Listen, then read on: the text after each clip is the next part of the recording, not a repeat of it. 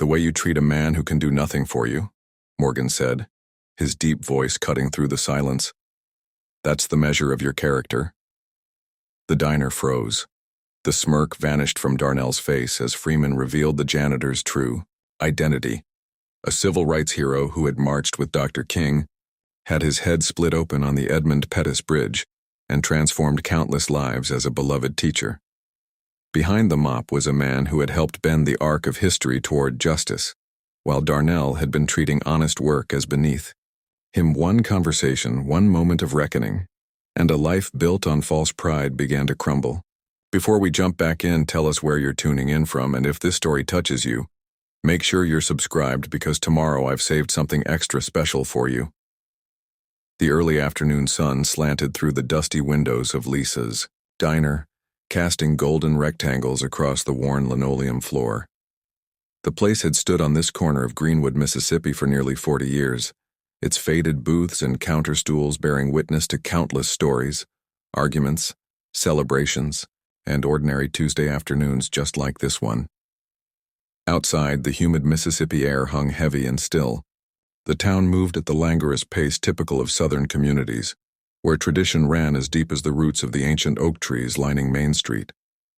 Greenwood had seen its share of history, both the kind celebrated in textbooks and the kind that lingered unspoken in the collective memory of its oldest residents. Morgan Freeman hadn't planned to stop here. He was passing through on his way back from visiting family, a rare day without obligations or schedules. His car, a modest sedan that allowed him to travel without attracting undue attention, had been his only companion for the past 3 hours as the landscape rolled past his windows, the fertile delta stretching in all directions like a patchwork quilt of greens and browns. But something about the weathered sign and the cluster of pickup trucks outside had beckoned to him, a reminder of places that still moved at their own pace, unhurried by the world beyond, places where food wasn't pretentious, where conversations happened face to face rather than through screens, where people still knew their neighbor's business for better or worse. He parked in the gravel lot beside the diner, taking a moment to stretch his legs before making his way to the entrance.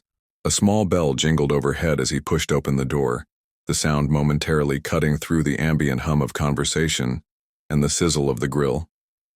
The interior was exactly what he'd expected, booths upholstered in cracked vinyl, the color of faded jeans, a long counter with swiveling stools and a pie case displaying the day's offerings.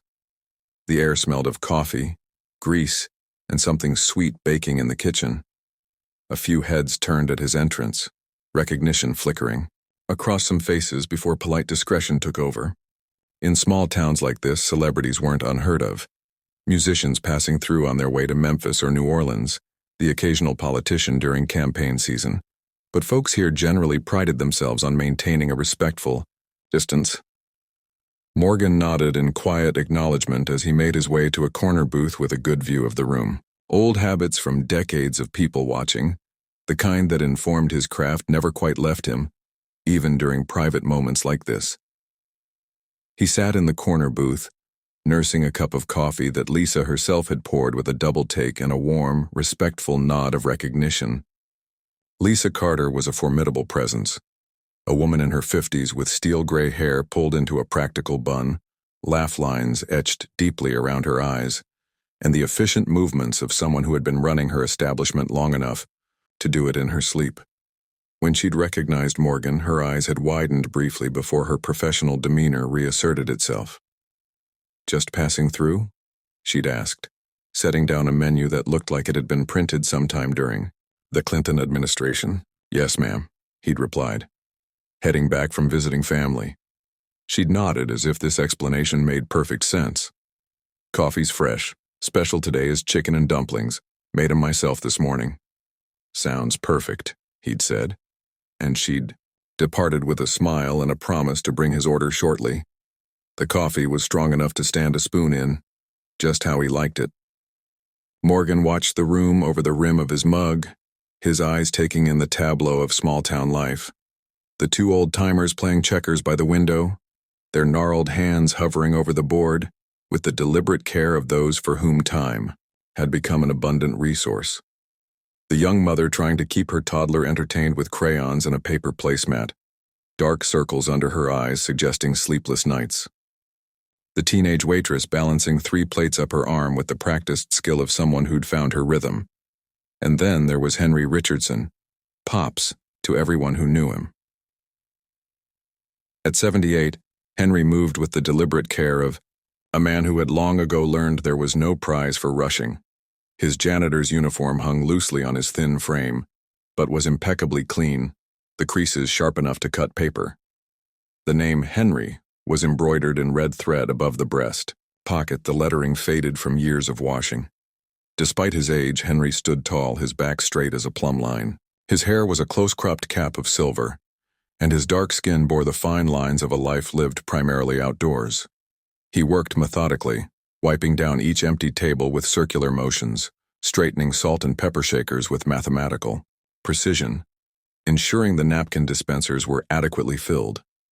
Morgan recognized in Henry's movements the dignified economy of someone who took pride in their work, regardless of what that work might be. It was a quality he'd always respected, the ability to invest oneself fully in a task, to find meaning in the doing rather than just the outcome. "You missed a spot, old-timer," came a voice from the corner, followed by snickering. Morgan's attention shifted to a booth near the back where 4 young men sat, all around their early 20s. The one who had spoken lounged against the vinyl seat, his posture a deliberate slouch that took up more space than necessary. He was handsome in that way some young men are before life has had a chance to chisel away at their certainties. Strong jaw, clear skin, bright eyes that held nothing of doubt or failure. His clothing was casual but clearly chosen with care. Designer jeans, spotless white sneakers, a polo shirt with a small, recognizable logo on the breast. His name was Darnell Parker. Morgan didn't know this yet, but he would soon enough. Henry didn't respond to the comment, just moved to the next table with the same deliberate pace. "Hey, I'm talking to you," Darnell called out, louder this time. His friends exchanged glances, their smiles encouraging him. One seemed uncomfortable, his eyes darting around to see if others had heard, but he said nothing to discourage his friend. "Ain't you supposed to be retired or something? Playing checkers with the other dinosaurs?" A few patrons glanced up, then quickly back down at their plates. The diner's ambient noise dipped slightly, like a radio being turned down. Morgan noticed Lisa behind the counter, her hand stilling momentarily as she took in the situation. She opened her mouth as if to say something, then closed it, her eyes moving to Henry with something like concern. Henry made his way closer to their table, still wiping, still silent. Then, as he reached for a discarded straw wrapper, his cleaning rag slipped from his fingers and fell to the floor, right beside Darnell's sneakered foot. Darnell's laugh was sharp and mean. "Damn, you can't even hold on to your rag? They don't got retirement homes in this town?" The diner went silent then. Completely silent. The only sound was the sizzle of the grill from the kitchen and the soft whir of the ceiling fans pushing hot air around the room. An older gentleman at the counter straightened in his seat, half turning toward the scene. The young mother pulled her child closer, as if to shield him from the ugliness in those words. The teenage waitress froze mid-step, 3 plates still balanced perfectly on her arm. Henry paused, then slowly bent down to retrieve his rag. Morgan noticed how the old man's knees cracked as he lowered himself, a small involuntary announcement of age that seemed to amuse Darnell even more. "Look at that, he's gonna break in half," Darnell said to his friends, who laughed on cue, though one of them looked uncomfortable, glancing around at the now attentive diner. Henry straightened up, rag in hand, and met Darnell's eyes for the first time. There was no anger there, no wounded pride or embarrassment, just a clear, steady gaze that seemed to look right through the young man's bravado. Brown eyes that had seen far worse than an arrogant young man in a diner. Eyes that carried history in their depths. Henry gave him a small nod, then turned away, continuing his work as if nothing had happened. That quiet dignity only seemed to irritate Darnell more. "Yeah, keep walking, old man, probably can't hear me anyway," he said, turning back to his phone. "When I'm his age, you won't catch me cleaning up after people. If I ain't rich by then, just put me out of my misery." Behind the counter, Lisa stiffened. Her hands gripped a coffee pot so tightly her knuckles went white. She opened her mouth, clearly about to say something, when Morgan's cup clinked decisively against its saucer. The sound was quiet, but somehow it cut through the tension, like a bell. Morgan studied the scene for a moment longer, his mouth set in a firm line. He observed how the other diners seemed caught between discomfort and a reluctance to intervene, that bystander paralysis that so often allows small cruelties to go unchallenged. Then he placed his napkin beside his plate, straightened his shoulders, and stood up.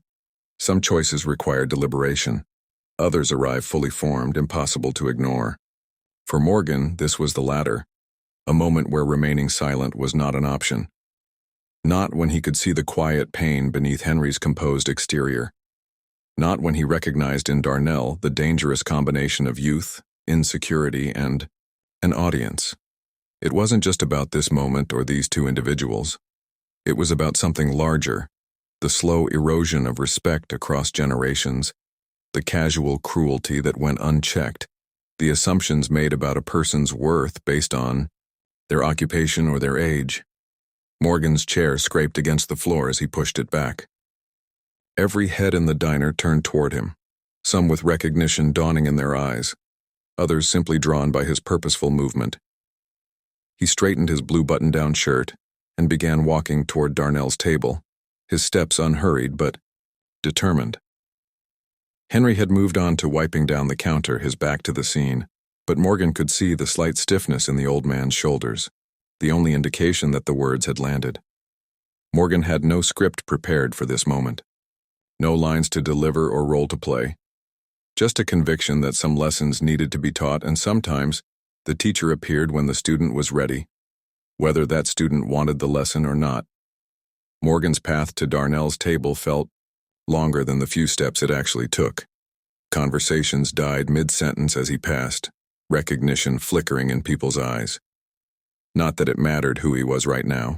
His purpose transcended celebrity. The diner seemed to hold its collective breath. Even the sounds from the kitchen had quieted, as if the cook and dishwasher had sensed that something significant was about to happen and had paused in their work to listen. Morgan felt the weight of all those eyes, but it didn't trouble him. After decades in the public eye, he'd developed the ability to focus on what mattered and filter out the rest. Right now, what mattered was the lesson unfolding in this small-town diner, a lesson about respect, about dignity, about seeing beyond the surface. He stopped directly beside Darnell's booth, his shadow falling across the table. One of Darnell's friends noticed first, his eyes widening as he nudged the others. The young man, Terrell was his name, though Morgan wouldn't learn this until later, nearly choked on his soda when he realized who was standing there. Darnell looked up from his phone, annoyance flashing across his face before recognition set in. His expression shifted rapidly from irritation to surprise to an uncertain attempt at casual coolness. "Yo, aren't you?" Darnell started, but Morgan didn't let him finish. "You ever wonder how a man gets to be his age with dignity?" Morgan asked.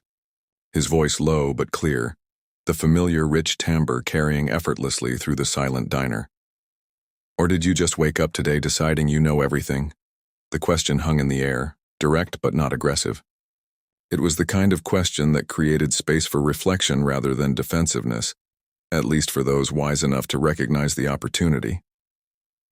Behind the counter, Lisa paused while pouring coffee, her eyes fixed on the scene unfolding.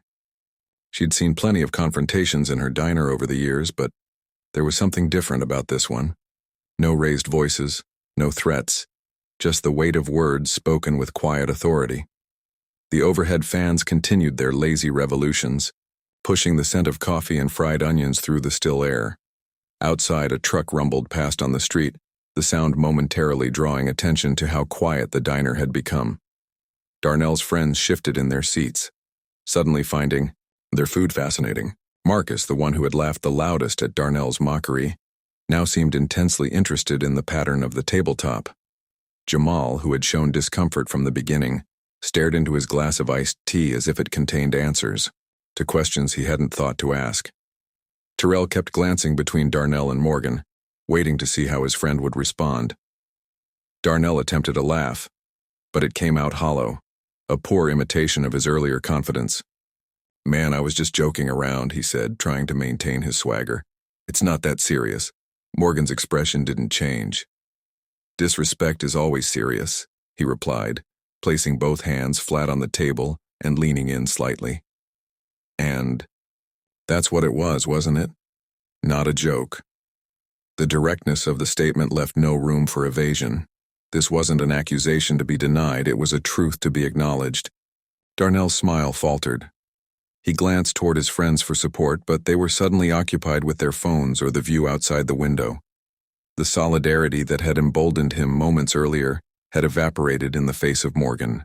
Freeman's steady gaze. Morgan positioned himself so he stood between Darnell's line of sight and Henry, who continued his work, though his movements had slowed. It was a subtle move, protective without being obvious. "You don't know a thing about that man," Morgan continued, his tone conversational yet firm. "Not his name, not his story, not what he's seen or done. Yet you felt qualified to judge him, to mock him for doing honest work." A couple seated nearby exchanged glances. The woman nodded almost imperceptibly, as if Morgan were articulating something she'd wanted to say herself. "I didn't mean—" Darnell began. "Yes, you did," Morgan cut him off, not unkindly, but with finality. "You meant exactly what you said. The question is, why did you need to say it?" The question went deeper than the immediate situation. It probed at something fundamental about human interaction, about the need some feel to elevate themselves by diminishing others. The diner was completely still now. Even the kitchen sounds had quieted, as if the building itself was listening. The young mother had stopped trying to entertain her toddler, who seemed to sense the importance of the moment, and remained unusually quiet, wide-eyed and watchful. Lisa watched from behind the counter, arms folded across her chest. She could have intervened. It was her diner, after all. But some lessons needed to be delivered by the right messenger. And right now, Morgan Freeman was that messenger. Darnell's face cycled through emotions: defensiveness, embarrassment, defiance, and finally, a flicker of shame. He wasn't used to being challenged this way, not with anger or matching disrespect, but with questions that required him to examine himself. A street vendor passing by the diner window caught Morgan's eye momentarily, an elderly man pulling a cart of fresh fruit, his back bent from years of the same labor. The parallel wasn't lost on Morgan. In another context, in another moment, would Darnell have mocked that man too? "Look, I didn't come here for a lecture," Darnell muttered, but the bravado was seeping out of his voice. "And I didn't come here to give one," Morgan replied, his eyes softening slightly. "I came for coffee. But then I saw a young man who needs to learn something before life teaches it to him the hard way." Without waiting for an invitation, Morgan slid into the booth across from Darnell. He settled in with the unhurried movements of a man who had all the time in the world. His actions stated clearly, this conversation wasn't over. The teenage waitress, who had been standing frozen with her 3 plates, finally remembered her purpose and delivered the food to a nearby table. Her hands trembled slightly as she set the plates down, her eyes continually darting back to the unfolding scene. "What are you doing?" Darnell asked, genuinely confused now. "Sitting," Morgan replied simply. "And talking. 2 things people used to do together before those phones became appendages." He gestured toward the device in Darnell's hand. One of Darnell's friends, Jamal, snickered, then quickly composed himself when Darnell shot him a look. Morgan folded, his hands on the table, his wedding ring catching the light. A fly buzzed lazily near the window, its drone adding to the surreal quality of the moment. This ordinary diner suddenly transformed into a stage for an extraordinary encounter. "Let me ask you something, son," Morgan said, his deep voice taking on the cadence of a man who understood the power of a well-placed question.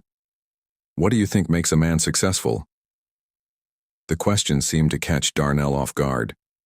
He'd been expecting a scolding, not a philosophical discussion.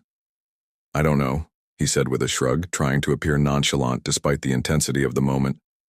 "Money, power, respect." Morgan nodded thoughtfully. And which of those do you think that man over there lacks? He tilted his head subtly toward Henry. Darnell followed his gaze to the elderly janitor, who was now carefully arranging the sugar packets at the counter. Henry's movements were precise, almost ritualistic. A man who found satisfaction in bringing order to small corners of the world. Well, he's cleaning tables, so... Darnell trailed off, suddenly less certain of his answer. So you think the uniform defines the man? Morgan asked, one eyebrow raised. That's a dangerous way to move through this world, especially for a young man like yourself. The implication wasn't lost on Darnell. In another context, in another time not so distant in the town's memory, he might have been the one judged solely on appearance. From behind the counter, Lisa watched the exchange with a mix of concern and satisfaction. She'd seen Darnell in here before, always loud, always taking up space, as if trying to prove something to everyone around him. But now, facing Morgan, Freeman's steady gaze and measured words, he looked younger, smaller somehow. Perhaps she thought this was exactly what he needed. Not a mirror reflecting back his own posturing, but a window into something deeper. Let me tell you something about work, Morgan began, his tone conversational rather than preachy. I've been fortunate enough to make my living doing what I love. But I've had plenty of other jobs along the way. Mechanic in the Air Force, clerk, dancer, you name it. He smiled slightly at some distant memory. And every single one of those jobs had value, not just for the paycheck, but for what they taught me. The diner had begun to settle into a new rhythm now. The initial shock of the confrontation had given way to something more contemplative. Conversations had resumed at other tables, though, in hushed tones, many still casting occasional glances toward Morgan and Darnell. Sunlight shifted as clouds passed overhead, altering the patterns on the worn floor. The cook had returned to his grill, the sizzle of meat providing a subtle backdrop to the conversation. Darnell shifted in his seat. His friends remained silent, transfixed by the unfolding conversation. They had come to the diner expecting their usual afternoon of joking and posturing. None had anticipated a life lesson from one of the most respected actors in the world. Every generation thinks they've got it all figured out, Morgan continued, gesturing with one hand. Mine did. Your parents did. And now yours does. It's the natural order of things, but wisdom, real wisdom that only comes with time and experience. A particularly loud sizzle from the kitchen punctuated his words as if the diner itself were underlining his point. When I was about your age, Morgan continued, I thought I had all the answers too. Thought I could look at someone and know their whole story just by seeing their job, their clothes, their circumstances. He shook his head, a rueful smile playing at his lips. Took me years to realize how much I was missing. How many layers exist beneath what we can see on the surface? I don't see what this has to do with him, Darnell said, nodding toward Henry, though his voice had lost much of its earlier edge. Everything, Morgan replied simply. That man over there. His name is Henry, Lisa called over from the counter, her voice firm. Pops to those who've earned the right. Morgan nodded gratefully. Henry? He repeated. How old would you say he is? Darnell shrugged. I don't know. 70-something? 78, Morgan said, which means he was born around 1946 or 47. Think about that for a moment. The world Henry was born into, the Mississippi he grew up in, was a very different place than the one you know. A subtle tension rippled through the diner. Several of the older patrons exchanged glances. History was never far from the surface in towns like Greenwood, where some buildings still bore the invisible scars of bygone eras. The elderly man at the counter, the one who had straightened when Darnell first mocked Henry, nodded slowly, his eyes holding memories that didn't need articulation for those who understood. For a man like Henry to reach 78 with his dignity intact, his spirit unbroken, that's not just living, son. That's triumph. The words settled over the table like a blessing. Even Darnell's friends seemed to feel their weight, exchanging glances that suggested they were hearing something worth remembering. Morgan leaned back slightly, studying Darnell's face. You see a man with a mop. I see a man who survived decades of history that would have broken lesser men. And here he is, still contributing, still moving with purpose. He pointed to Henry, who was now carefully refilling salt shakers at the counter, his movements precise and methodical. That work he's doing, it's not about the money. At his age, it's about purpose, about staying connected to people, to community, about having a reason to get up in the morning. The sunlight shifted in the diner as clouds passed outside, sending patterns dancing across the worn floor. In that moment of silence, the tick of the old clock on the wall seemed louder, as if marking the passage of not just seconds but generations. "You know," Morgan said, his voice taking on a storyteller's cadence, "I met a man once in Georgia, 92 years old, still got up every morning at 5 to tend his garden.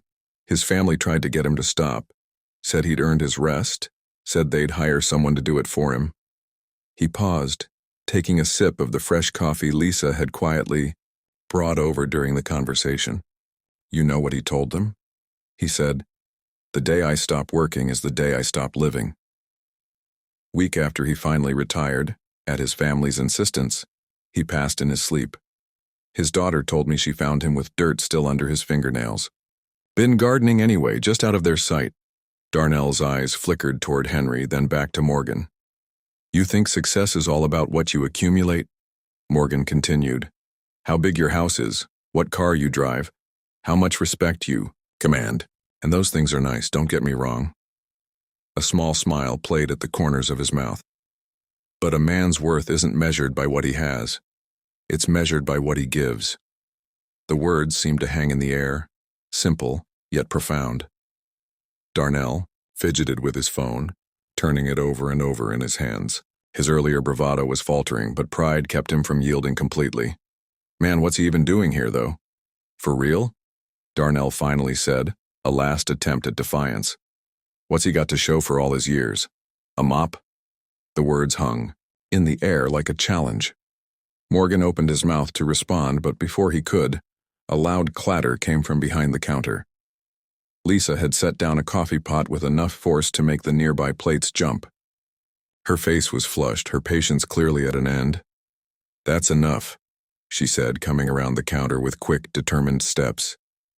She stopped at their table, hands on her hips, her eyes fixed on Darnell. "You want to know what Henry's got to show for his years? How about starting with 3 decades as the best damn history teacher this county ever had?" A murmur ran through the diner. Several patrons nodded in agreement. Professor Richardson, an elderly man at the counter, confirmed, raising his coffee mug in a small salute. Darnell's expression shifted from defiance to confusion. "What? A teacher?" "That's right," Lisa continued, her words coming faster now, fueled by protective indignation. "Taught at Greenwood High for 32 years. Won the state's Teacher of the Year award twice. Had students who went on to universities all over the country, some of them the first in their families to ever go to college." She leaned in, her voice dropping slightly. "And that was after he spent his youth marching alongside Dr. King and John Lewis. After he got his head split open on the Edmund Pettus Bridge. After he helped register black voters all across this state when doing so could get you killed." The diner had gone completely still. Even the ambient kitchen sounds seemed to have paused.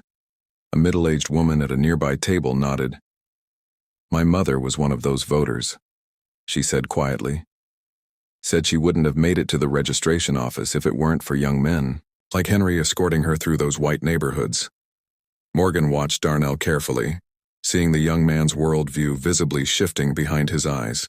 I didn't know," Darnell managed, his voice barely above a whisper.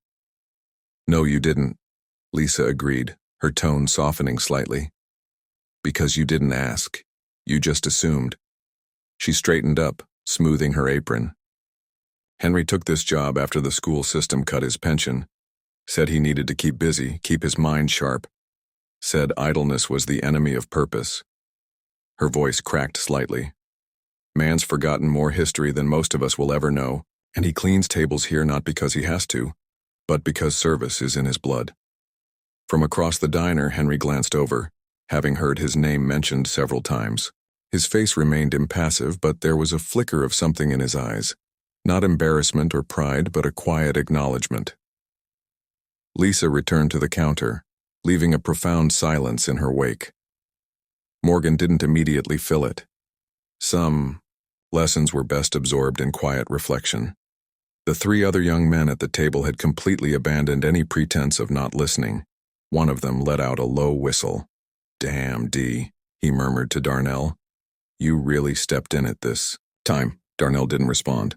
He was staring at Henry with new eyes, his expression a complex mixture of emotions: shame, surprise, and something that might have been the beginning of respect. Outside, a truck honked as it passed down the main street. The sound seemed to break the spell, bringing the diner back to life. Conversation slowly resumed, though many eyes still darted occasionally toward Darnell's table. Finally, Darnell turned back to Morgan, all his earlier swagger gone. For the first time, he looked like what he truly was, a young man barely into his 20s, still figuring out his place in the world. "What do you mean he was a history teacher?" he asked, his voice uncertain. "And a civil rights worker?" Morgan nodded slowly, seeing the genuine curiosity that had replaced Darnell's arrogance. The first crack in the armor, the first step toward understanding. "That's right," Morgan said. "And that's just the beginning of his story." He settled back in his seat, his posture suggesting they'd moved from confrontation to conversation. "Would you like to hear it?" Around them, the diner seemed to collectively lean in, ready to listen. Because some stories needed to be told, especially to those who had never heard them before. Stories about men like Henry, ordinary men who had lived extraordinary lives without fanfare or recognition, who had helped bend the arc of history toward justice one small action at a time. "Yes," Darnell said, his voice subdued. "I'd like to hear it." The confession of interest hung in the air, a tacit admission that he'd been wrong. His friends exchanged surprised glances. This wasn't the Darnell they knew, the one who always had the last word, who never backed down. Morgan nodded at Lisa, yielding the floor. She returned to the table, wiping her hands on her apron, her earlier anger now replaced with something closer to reverence. "Henry Richardson was born right here in Greenwood," she began, pulling up a chair from a nearby table. "Back when this place was the heart of the Delta, for better and worse. His daddy was a sharecropper. His mama worked as a domestic for a white family across town." The diner had settled into an attentive hush. Even those who had known pieces of Henry's story seemed eager to hear it told in full. Lisa paused, glancing toward Henry, who continued his methodical work, seemingly oblivious to the fact that he had become the center of attention. But those who watched closely might have noticed how his movements had slowed, how his shoulders had straightened almost imperceptibly. "Henry was the youngest of 6, Lisa continued. Only one in his family to finish high school, let alone college. Walked 5 miles each way to school when he was a boy, rain or shine. His mama kept his only pair of shoes in a box except for school days, to make them last longer." An older gentleman at the counter nodded, adding, "My daddy went to school with Henry's older brother. Said the Richardson boys were the smartest kids in the county, bar none." Lisa smiled at the corroboration.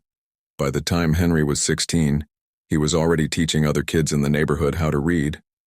Had a little makeshift classroom set up in his mama's kitchen on Saturdays. No pay, no credit, just did it because he believed education was the only way forward. Darnell was listening intently now, his phone forgotten on the table beside him. Nights after working in the fields with his daddy, he'd study by kerosene lamp, Lisa said. Read every book he could get his hands on. The local white librarian, Mrs. Cavendish, some of you might remember her, used to slip him books out the back door. Could have lost her job for it back then. An elderly woman nodded from her booth. That was Martha Cavendish, my aunt. She talked about a young boy who'd devour books faster than she could supply them. Always said she knew he'd be somebody someday. He got a scholarship to Jackson State, graduated with honors in 1967, Lisa continued. But instead of taking a safe teaching job up north like some of his classmates, he came back here, right into the heart of everything, the movement, Morgan interjected softly. That's right, Lisa confirmed. By then things were changing, but change came with a price. Henry joined the SNCC, the Student Nonviolent Coordinating Committee, she clarified, seeing Darnell's confusion. He worked alongside Fannie Lou Hamer right here in the Delta, registering black voters. She leaned in, her voice dropping. Got his house shot at twice, lost a cousin who was working with him, never found the body, but Henry kept going. The teenage waitress's eyes widened. She'd grown up in Greenwood, had studied civil rights in school, but hearing about it happening to someone she saw every day, someone who refilled the napkin dispensers and mopped the floors, brought the history into sharp, immediate focus. At the counter, Henry paused in his work, looking out the window at the Greenwood street outside as if seeing not what was there now, but what had been there half a century ago. Then came Selma, Lisa continued. March of '65. Henry was there for the march across the Edmund Pettus Bridge. Got his head split open by a state trooper's billy club. 16 stitches across his scalp. She traced a line from her forehead to the back of her head. Still got the scar under all that gray hair. Darnell's eyes darted to Henry, trying to imagine the elderly janitor as a young man, bleeding for freedom on an Alabama bridge. They took him to Good Samaritan Hospital, the colored hospital back then, Lisa said. Doctor wanted him to stay overnight, watch for concussion, but Henry checked himself out that same evening. Said others needed the bed more than he did. Wrapped his head in a bandage and went right back to organizing. The elderly man who had recognized Henry earlier spoke up again. I remember when he came back from Selma. We were all in awe of him. This local boy who'd gone off to college but came back to fight for us. He never talked about it, though. Never bragged. Just did what needed doing. After the Voting Rights Act passed, Henry focused on education, Lisa continued. Got his master's degree, then came back here to teach. Turned down offers from bigger schools up north. Said this was where he was needed. Then Morgan leaned forward, his expression growing more serious, his voice dropping to ensure that his next words would land with the weight they deserved. The way you treat a man who can do nothing, for you, Morgan said, each word measured and deliberate. That's the measure of your character. The simple statement hung in the air like a bell that had been struck, its resonance filling every corner of Lisa's diner. It wasn't just meant for Darnell. It was a truth that applied to everyone present, a measuring stick against which they could all evaluate their lives. Darnell sat completely still. For perhaps the first time since he'd walked into the diner, he had no quick comeback, no defensive retort. His eyes moved from Morgan to Henry, then down to his own hands resting on the table. The hands that moments ago had been gesturing mockingly toward the elderly janitor now lay flat against the worn formica surface, suddenly unfamiliar to their owner. Outside, the Mississippi afternoon continued its leisurely pace. A truck rumbled past, its vibration causing the window glass to tremble slightly. The sound seemed amplified in the silence that had fallen over the diner, a reminder of the world continuing its normal rhythm outside while time seemed suspended within. Darnell's friends, who had been his eager audience earlier, now seemed unsure of their role in this unfolding drama. They shifted in their seats, exchanging uncomfortable glances. Marcus, always ready with a laugh, stared intently at his half-empty soda. Tyrell examined his phone without actually seeing it. Jamal gazed out the window, deliberately avoiding everyone's eyes. The dynamic had changed completely. Darnell, who was always the loudest voice in any room, had fallen silent. Across the diner, Lisa wiped her hands slowly on a dishcloth, watching. There was no triumph in her expression, no satisfaction at seeing Darnell brought low, just a patient watchfulness, giving him space to process what he'd learned. She'd seen moments like this before, moments when understanding dawned and perspectives shifted. They were rare enough to be sacred. The afternoon sun slanted more steeply through the windows now, casting long rectangles of light across the worn linoleum floor. In one of these golden patches, dust motes danced in the still air, tiny universes of movement in the profound stillness that had descended. The ceiling fan turned lazily overhead, its wooden blades catching the light with each rotation, creating a hypnotic rhythm that seemed to mark time differently now. For Darnell, it felt as if time had somehow both stopped and accelerated. The diner around him seemed distant while Morgan's words echoed in his mind with perfect clarity. He thought about Henry, not just the elderly janitor he'd mocked, but the young man who had walked 5 miles to school, who had stood on that bridge in Selma, who had dedicated his life to lifting others. The man who had accomplished more in his life than Darnell had even aspired to. And then inevitably he thought about himself. What was the measure of his character? How did he treat people who could do nothing for him?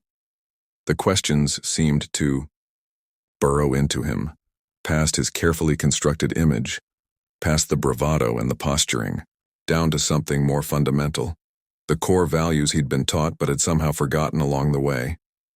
A memory surfaced. His first day of high school, feeling small and terrified despite his outward confidence. The security guard, an older man everyone called Big Mike, had noticed him looking lost and had quietly guided him to his first class. No mockery, no judgment. Darnell had never thanked him, had eventually joined in when his friends made jokes about the man's weight. What did that say about his character? Another memory. His 10th birthday, when they couldn't afford presents because his mother's hours had been cut at work. The neighbor, Mrs. Johnson, an elderly woman who cleaned other people's houses, had brought over a homemade cake and a used book about basketball stars. He'd pretended to be excited, but later complained to his friends that he'd gotten nothing good for his birthday. The shame of that lie washed over him now, fresh and stinging. Darnell glanced up at Morgan, finding not judgment in the older man's eyes, but something more complicated. A mix of challenge and compassion, as if to say, I see your potential, even if you've lost sight of it. I don't, Darnell began, then stopped, uncertain of what he wanted to say. The words seemed stuck somewhere between his heart and his mouth. You don't have to speak, Morgan said gently. Sometimes the most important conversations happen in silence. The cook emerged briefly from the kitchen, wiping his hands on his apron. He took in the scene, nodded almost imperceptibly at Morgan, and returned to his grill. The sizzle of meat provided a subtle backdrop to the heavy silence.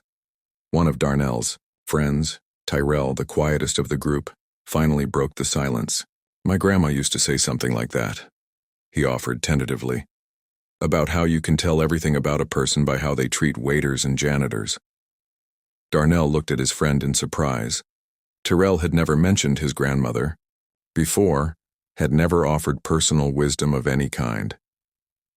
They'd been friends since middle school, but suddenly Darnell realized how little he actually knew about Tyrell's life, his family, his values. Mine too, said another of his friends, Marcus. She'd whoop me if she saw how we were acting today. He looked genuinely ashamed, his usual ready smile replaced by a troubled frown. Always told me that manners don't cost a thing, but they're worth everything. The third friend, Jamal, just nodded, his eyes on Henry. My mom cleans office buildings at night, he said quietly. Has for 15 years. She used to come home talking about how some people would look right through her like she was invisible. Said it made her feel like she didn't even exist. The revelation hung in the air. Jamal had never mentioned this before, had always implied his mother worked in administration, not maintenance. Darnell felt suddenly alone in a way he hadn't before.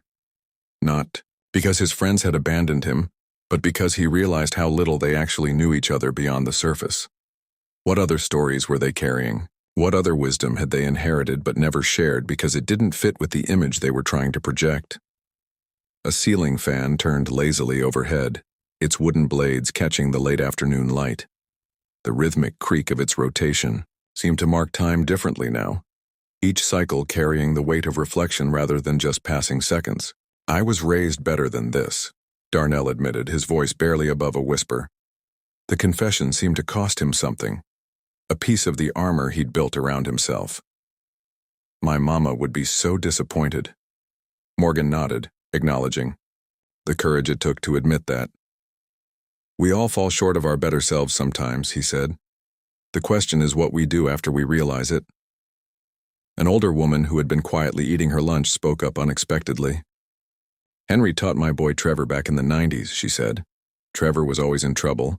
Couldn't sit still, couldn't focus. Every other teacher had given up on him. She paused, blinking rapidly. Except Henry. He stayed after school with Trevor, 3 days a week for a whole semester. Never took a dime for it. Just said he saw something in my boy that was worth nurturing. Her voice caught as she continued. My husband had just left us.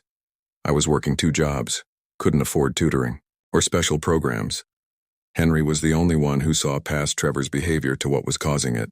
She looked over at Henry with undisguised affection.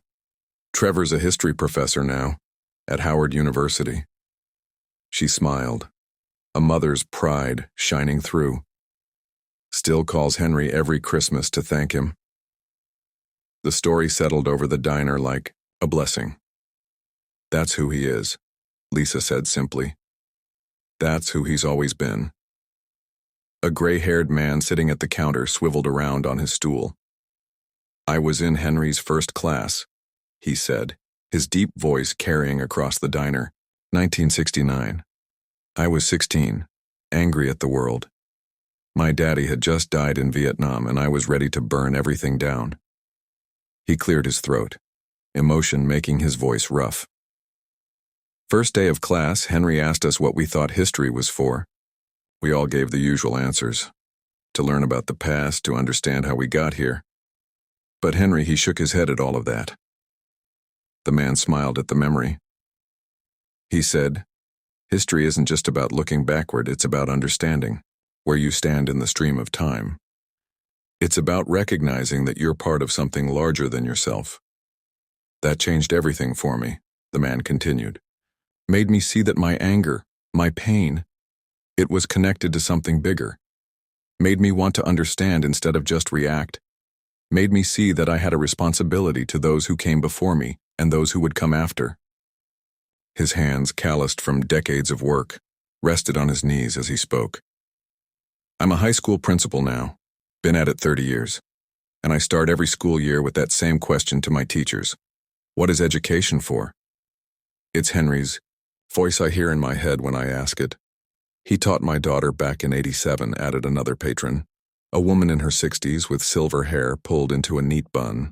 She was brilliant but shy, never raised her hand, never spoke up. Henry noticed. Set up a debate club just so she'd have a structured way to find her voice. The woman smiled, lines crinkling around her eyes. She argued a case before the Supreme Court last year, called Henry the night before to tell him she was using the techniques he taught her all those years ago.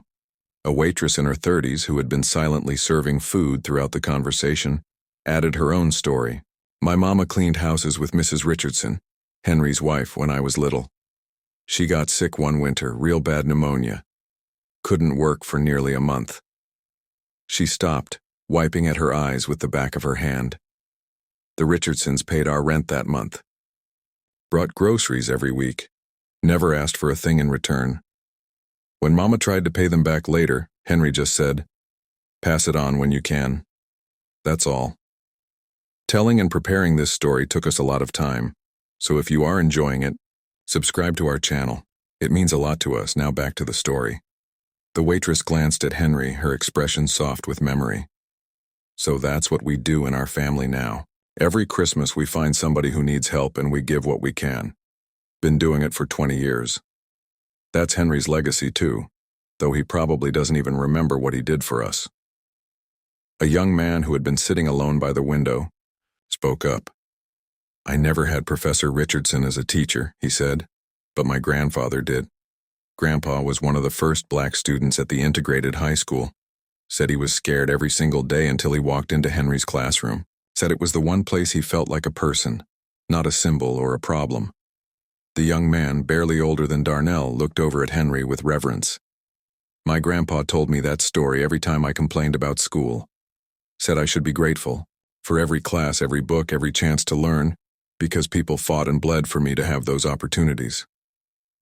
Darnell looked at Henry again, trying to reconcile these stories with the quiet elderly man methodically cleaning across the room. How many lives had he touched?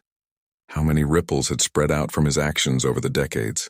How many people in this town, in this very diner, had been shaped by his influence?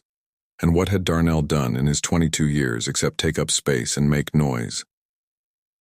There are two kinds of people in this world, Morgan said, his voice drawing Darnell's attention back. Those who leave a place better than they found it, and those who just pass through taking what they can get. He gestured toward Henry. That man has spent 78 years leaving every place better than he found it.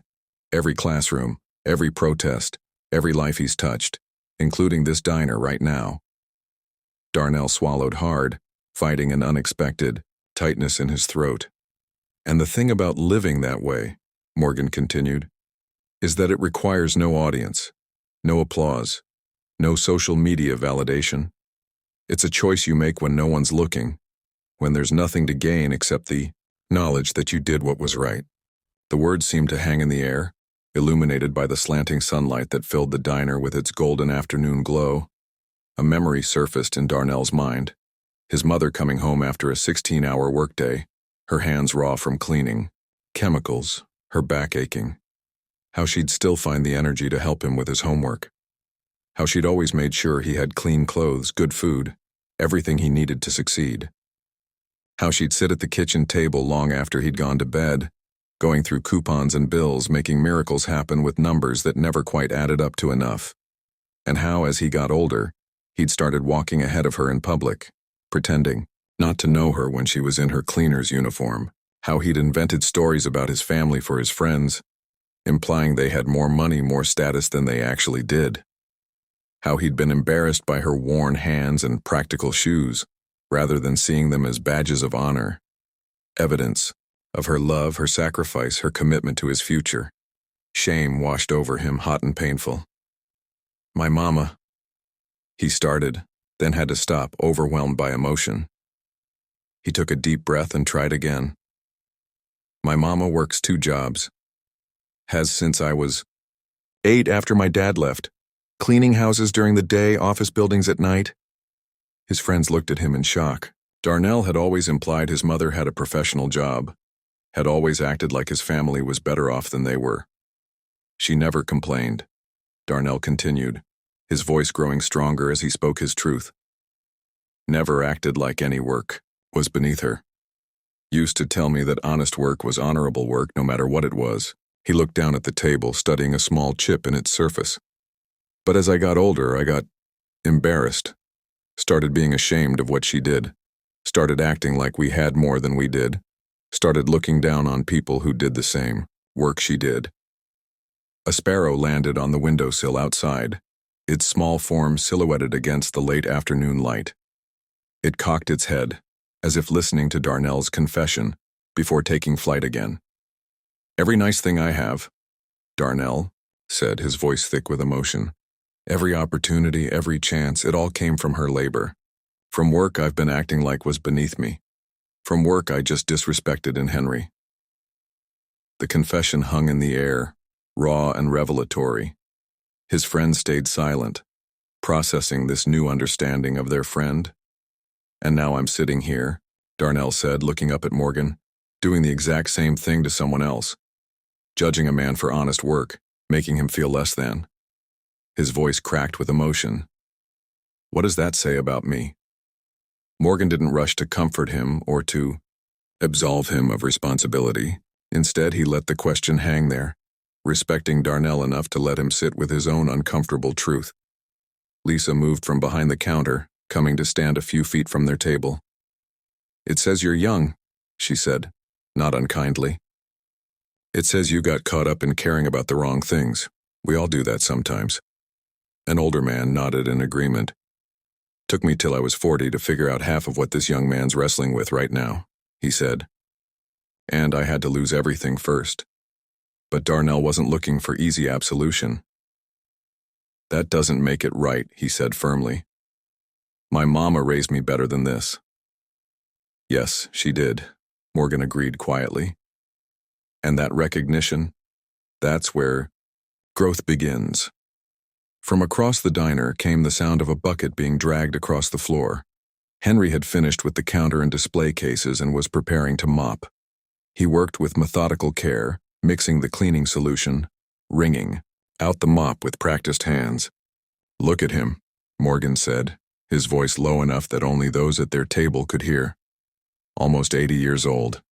No one would blame him for taking it easy, for sitting on his porch and letting the world go by. God knows he's earned it. They all watched as Henry began to mop, his strokes even and thorough. There was a grace to his movements, an economy that spoke of someone who had long ago learned that all work, done well, had dignity. But that's not who he is, Morgan continued. That's never been who he is. Because for men like Henry, the work itself has value. The contribution, however small, matters. It's not about recognition. It's about living with purpose until your final day. A profound silence fell over their table. The words seemed to resonate with something deeper than the immediate situation.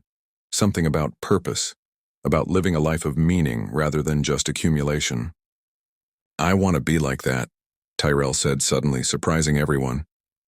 When I'm his age, I want to look back and know I did something that mattered.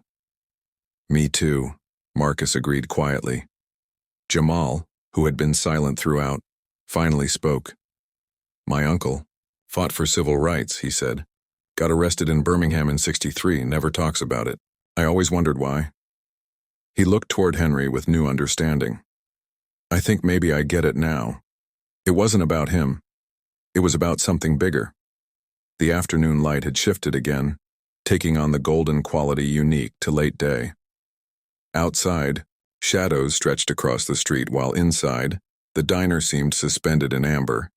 A moment of collective reflection crystallized in time. Darnell nodded slowly, taking in his friend's reflections. Something was shifting in him, not just about Henry but about himself, about what he valued, about the kind of man he wanted to become. He thought about his mother again, how she'd worked those 2 jobs not for glory or recognition, but out of love for him, to give him opportunities she'd never had, and how poorly he'd repaid that sacrifice by being ashamed of the very work that had supported him. Another memory surfaced, his mother telling him once, "Baby, there's no shame in honest work. The only shame is in treating others like they're beneath you." He'd forgotten that lesson somewhere along the way, had gotten caught up in appearances and trying to project an image of success that had little to do with the values he'd been raised with. The realization was painful, but necessary. Like a bone that had been broken and set wrong, sometimes the only way to heal properly was to break it again and reset it correctly. Across the diner, Henry had finished mopping one section of floor and was moving to another. He glanced over at their table, at Morgan, at Darnell and his friends, at all the people who had been discussing him. Their eyes met, and in that moment, something passed between them, an understanding that went beyond words. Henry's eyes held, no judgment, no resentment for Darnell's earlier mockery. Just a quiet awareness and perhaps a hint of hope. He gave a slow, almost imperceptible nod, not of forgiveness exactly, but of acknowledgement. It was as if he was saying, I see you seeing me. And that's a start. That simple gesture from a man who had every right to be angry, who had been mocked and dismissed, demonstrated more genuine dignity than any speech could have conveyed. Morgan watched the exchange with approval. Some lessons couldn't be taught directly, they had to be experienced, felt. And Darnell was feeling this one deeply. You asked what it says about you. Morgan finally responded, his voice gentle but firm. I think the more important question is, what will your actions say about you from this moment forward? The challenge in Morgan's words hung in the air. A gauntlet thrown down not in anger but an invitation to be better, to do better, to align Darnell's actions with the values his mother had tried to instill in him. A clock ticked on the wall behind the counter, each sound seeming louder in the thoughtful silence. The muted sounds of the kitchen provided a gentle backdrop, water running, a pan being set down, the quiet murmur of the cook and dishwasher speaking in Spanish. Darnell looked around the diner, at the people watching him, at his uncomfortable friends, at Lisa behind the counter, and finally at Henry, still working steadily across the room, and seemed to come to some internal decision. It wasn't dramatic. There was no cinematic moment of music swelling or lights changing. just a young man sitting at a crossroads choosing his path forward. The transformation wasn't complete. Such things never happen in an instant. But something had shifted fundamentally in Darnell Parker. A seed had been planted. A door had been opened. And there was no closing it now. "Thank you," he said to Morgan. The words simple, but heartfelt. Morgan nodded, understanding all that remained unspoken. After what felt like an eternity, Darnell slowly stood. His hands were steady, but his eyes were turbulent, a storm of emotions playing across his face. Everyone watched, waiting to see what he would do next. His friends tensed, uncertain of his intentions. Morgan remained seated, observing but not interfering. This was Darnell's moment to define himself, through action, not words. Lisa moved back behind the counter, giving him space. The elderly patrons who had shared their stories about Henry fell silent, watching with a mixture of hope and wariness. And then Darnell did something that no one in the diner had expected. "The way you treat a man who can do nothing for you," Morgan said, each word measured and deliberate. "That's the measure of your character." The simple statement hung in the air like a bell that had been struck, its resonance filling every corner of Lisa's diner. Darnell sat completely still, the weight of Morgan's words settling on him like a physical presence. After what felt like an eternity, Darnell slowly stood. His hands were steady, but his eyes were turbulent, a storm of emotions playing across his face. Everyone watched, waiting to see what he would do next. His friends tensed, uncertain of his intentions. Morgan remained seated, observing but not interfering. This was Darnell's moment to define himself, through action, not words. Lisa moved back behind the counter, giving him space. The elderly patrons who had shared their stories about Henry fell silent, watching with a mixture of hope and wariness. And then, Darnell did something that no one in the diner had expected. He reached for the cloth he'd been using to wipe down tables. He examined it for a moment, then made his way across the diner, his steps measured and deliberate. The other patrons watched in silence as he approached Henry, who had paused in his mopping, regarding the young man with calm curiosity. A clock ticked somewhere in the kitchen. The refrigerator hummed. Outside, a car drove past, its radio playing faintly through the windows. These ordinary sounds seemed amplified in the extraordinary stillness that had fallen over the diner. The late afternoon sunlight slanted through the western windows, creating long shadows and bathing everything in a warm, golden glow. It was the kind of light photographers call magic hour, when everything seems more vivid, more significant somehow. Darnell stood before Henry, no trace of his earlier swagger remaining. For a moment he seemed to struggle with what to say, the weight of his earlier mockery making any words feel insufficient. Instead of speaking, he held out his hand. It was a simple gesture, but in that context, after what had transpired, after all that had been revealed, it carried profound significance. This wasn't just an apology. It was recognition, acknowledgement of the man Henry was, not just the job he did. The diner held its collective breath.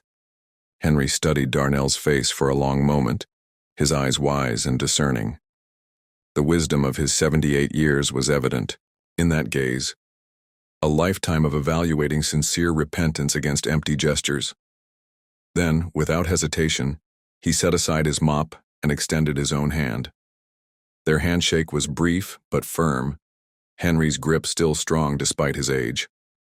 No words were exchanged, but none were needed. The symbolism of the moment spoke volumes. An elderly couple near the window exchanged glances, the woman dabbing at her eyes with a paper napkin. The teenage waitress smiled softly, pausing with a coffee pot mid-air. Even the cook had emerged from the kitchen, wiping his hands on his apron as he watched the scene unfold. "Sir," Darnell finally said, his voice steady but humbled, "I'd like to apologize for how I spoke to you earlier. It was disrespectful, and you deserved better." Henry's expression remained unchanged, but there was warmth in his eyes as he nodded. "Apology accepted, young man," he said, his voice deep and melodious, the voice of a teacher, a leader. We all have days when we're not our best selves. The simple grace of Henry's response, no grudge, no lecture, no making Darnell grovel, demonstrated, yet again, the dignity that Morgan had spoken of.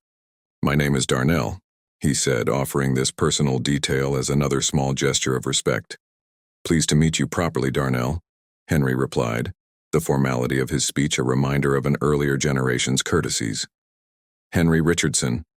The first brief introduction, so ordinary in other circumstances, felt weighty with significance here, a proper beginning after such an inauspicious start. Darnell shifted his weight slightly, clearly nervous, but determined. "I don't know if you heard everything that was said, but I learned a lot about you today. Things I should have known or at least considered before I opened my mouth." Henry's smile was small but genuine. "Knowledge comes to us when we're ready for it, not always when we think we need it." It was such a teacher's response, gentle but profound, that several patrons nodded in recognition. "I was wondering," Darnell continued, "if maybe sometime you might tell me more about your experiences, about the movement, about teaching. If you'd be willing, I mean." A murmur of surprise rippled through the diner. This went beyond a mere apology. This was Darnell actively seeking wisdom, acknowledging that Henry had something valuable to offer him. Henry's eyebrows rose slightly, the first real surprise he'd shown all afternoon. Then a small smile creased his weathered face. "I believe I'd like that," he said. He reached into his pocket and pulled out a small notepad and pencil, tools of a lifelong educator. He wrote something down, tore off the page, and handed it to Darnell. "My number. Call any time." Darnell accepted the paper carefully, as if it were something precious. "Thank you, sir. I will." The moment was rich with potential, the beginning of a relationship that might never have existed had Morgan not intervened. A bridge across generations, across experiences, across the gulfs of understanding that so often divide us. From his booth.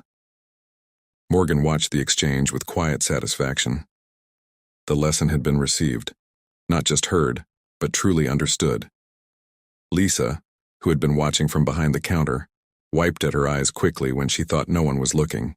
Then, composing herself, she reached into the pie case and cut a generous slice of pecan pie, the diner's specialty, and placed it on a plate. She carried it over to Henry, setting it down on the nearest clean table. "This one's on me, Pops," she said, her voice gruff with suppressed emotion. Henry chuckled, the sound warm and genuine. "Lisa Carter, you trying to fatten me up again?" But he accepted the offering with a gracious nod. "Thank you, child." The use of child for the 50-something diner owner made several patrons smile. In Henry's world, perspective was everything. "I've been meaning to ask you," Lisa said, straightening the silverware beside the plate, "if you'd consider talking to my nephew's history class next month. They're studying the civil rights era, and a first-hand account would mean more than any textbook." Henry nodded thoughtfully. "I believe that could be arranged," he said. "Young people today need to understand that history isn't some distant thing. It's living memory for many of us, and it's still being made," Morgan added from across the room. Henry turned, acknowledging Morgan with a respectful nod. Two men who had lived through decades of American history, who understood the weight of memory and the importance of bearing witness. The tension that had gripped the diner began to dissipate, like storm clouds clearing after rain. Conversations slowly resumed. Henry sat down to enjoy his pie. Darnell returned to his friends, who clapped him on the back with awkward but genuine support. "That took guts, man," Tyrell said quietly. "Nah," Darnell replied, shaking his head. "That was just doing what's right. Should have been my first instinct, not something I had to be taught." His friend Marcus nodded thoughtfully. "True. But recognizing that is something too." The four young men sat in a silence different from their usual boisterous conversation, a reflective quiet that suggested they were all reconsidering certain assumptions they'd held. "My mom's working tonight," Jamal said suddenly. "Think I'll stop by her office, bring her dinner, maybe help her finish up so she can get home earlier." Darnell nodded, understanding the impulse behind the gesture. "That's solid," he said. She'd appreciate that. Actions speak louder than words, right? Jamal said, glancing toward Morgan and Henry. Always have, agreed Marcus. The afternoon was deepening toward evening now. The diner's neon sign had flickered on, casting a soft red glow that mingled with the fading natural light. Shadows lengthened across the parking lot outside, while inside, the rhythms of the diner continued. Coffee being poured, orders being taken, lives intersecting in that uniquely American institution, the small-town diner. Morgan finished the last of his coffee and placed a generous tip beneath his saucer. His purpose here had been fulfilled, not through grand speeches or dramatic confrontations, but through guiding a young man to see beyond his own limited perspective. The late afternoon sun cast long shadows through the diner windows, painting everything in warm golden hues. A perfect Mississippi sunset was beginning to form on the horizon, the kind that turned the sky into a canvas of orange and purple streaks. As Morgan prepared to leave, he caught Darnell looking his way. The young man excused himself from his friends and walked over, his posture different now, less swagger, more substance. "Mr. Freeman," he said, his handsome face serious. "Thank you for not just letting it slide." Morgan nodded, acknowledging the gratitude without dismissing it. "Sometimes we need a mirror held up to see ourselves clearly," he said, "even when the reflection isn't what we'd hoped to see." Darnell glanced back at his friends, then at Henry, who was savoring his pie with the deliberate appreciation of someone who knew that small pleasures were to be treasured. "I won't forget this," Darnell promised. "What happened here today, what you said, and it's going to stay with me." "See that it does," Morgan replied, not unkindly. "And remember, it's not about what you said or what you heard. It's about what you do next." The diner's lights had come on as the natural light began to fade, casting a warm glow over the worn counter and checkered floor. The atmosphere had returned to its usual comfortable hum, yet something had been permanently altered, not just in Darnell, but perhaps in everyone who had witnessed the afternoon's events. Morgan stood, straightening his shirt. Around the diner, people pretended not to notice, giving him the courtesy of a private departure.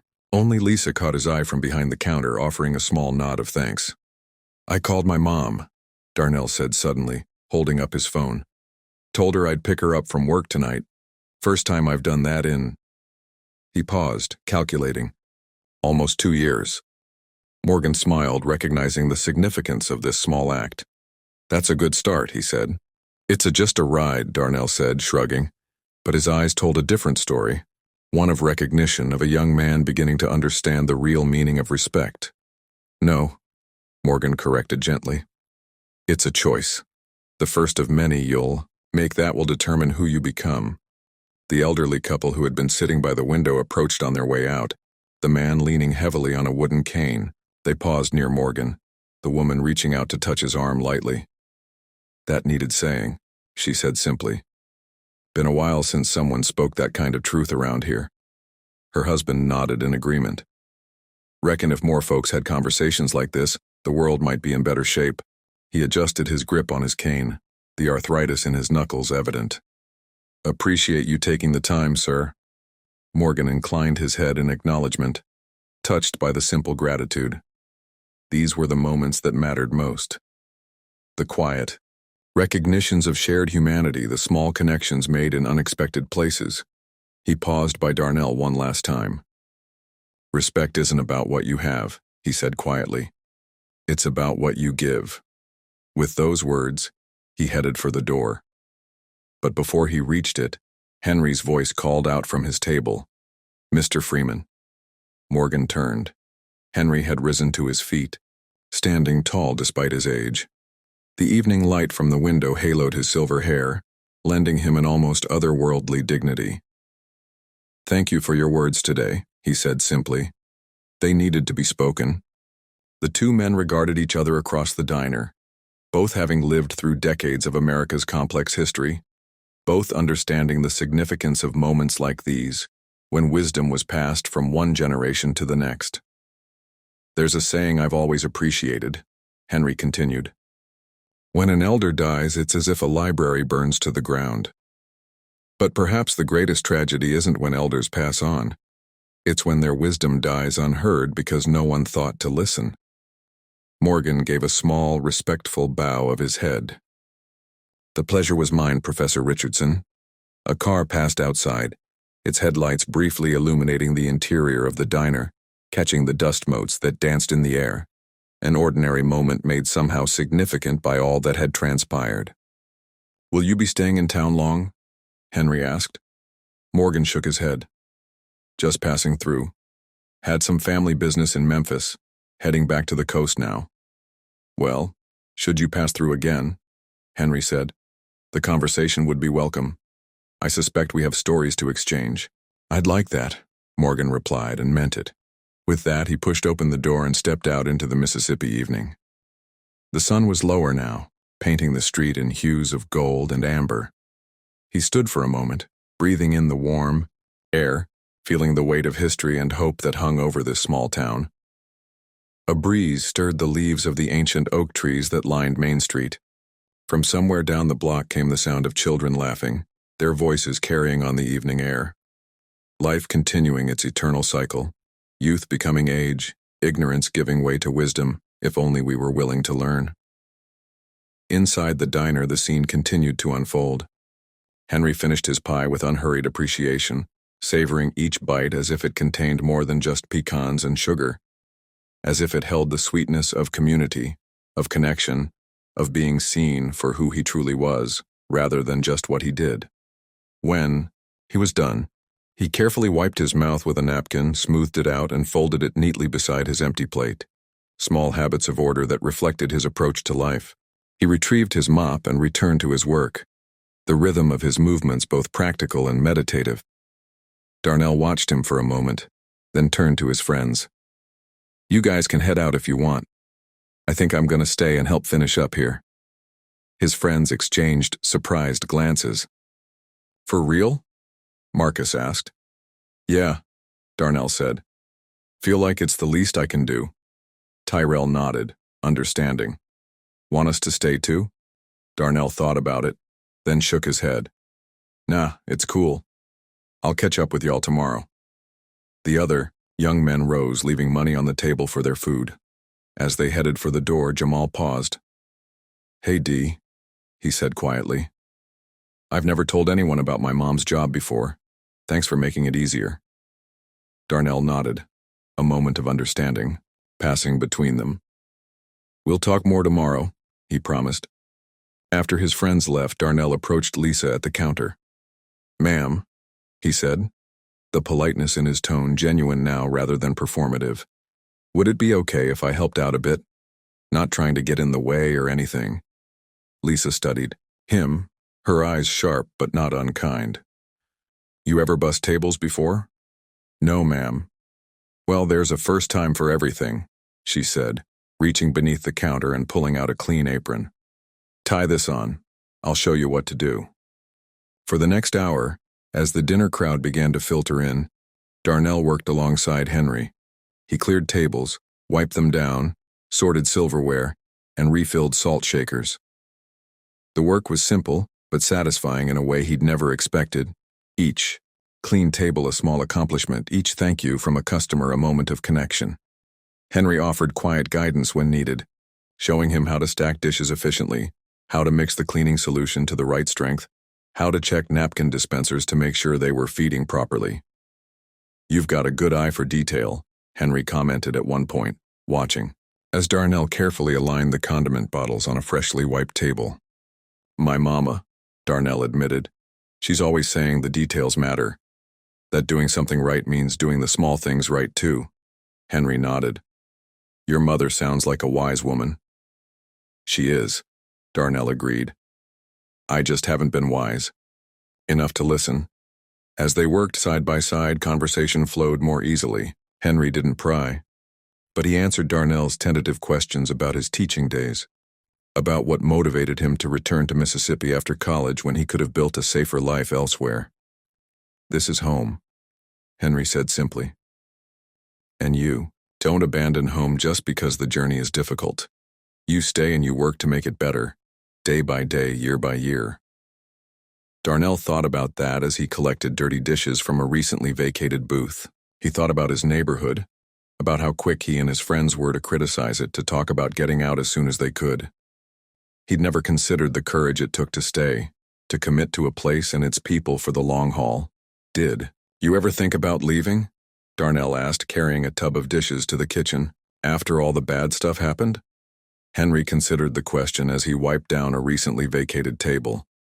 Many times, he admitted, especially after Sarah and I lost our first child, a little girl. She was born premature in 1970, when medical care for black babies wasn't what it should have been. Darnell stopped, surprised by the personal revelation. "I'm sorry, sir." Henry nodded, acknowledging the sympathy. "That was the closest we came to leaving. Sarah wanted to move to Chicago, where her sister lived. Had an apartment lined up and everything." "What made you stay?" Henry paused in his work, looking out the window at the town beyond. "Two things. First, a former student of mine was killed that same month, shot by police during a protest. His mother asked me to speak at his funeral." He shook his head at the memory. "Standing there looking at that young man in his coffin, I realized running away wouldn't change anything. The work was here." "And the second reason?" Darnell asked quietly. A smile softened Henry's face.